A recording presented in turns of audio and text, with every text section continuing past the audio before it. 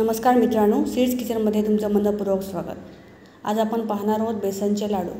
त्यासाठी इथे मी 5 ते 6 वेलची घेतलेल्या आहे आणि 2 वाटी साखर आणि वेलची एकदम बारीक करून घ्यायची। 2 वाटी लागत नाही साखर, इथे पावडर केलेली आहे साखरेची। नंतर 200 ग्रॅम तूप घेतलेला आहे। कढई चांगली गरम झाली की त्यात तूप घालून घ्यायचं। अर्धी वाटी किंवा थोडेसे 2-3 चमचे तूप सेपरेट बाजूला ठेवावं। इथे मी 3 वाट्या बेसन घालत आहे। हे बेसन मी डाळीपासून केलेलं आहे।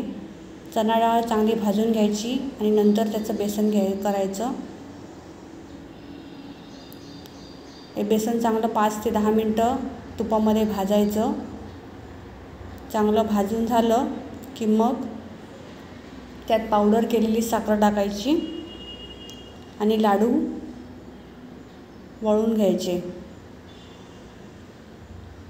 एकदम झटपट रेसिपी आहे। तुम्हाला जर रेसिपी आवडली असेल तर चॅनलला नक्की सबस्क्राइब करा।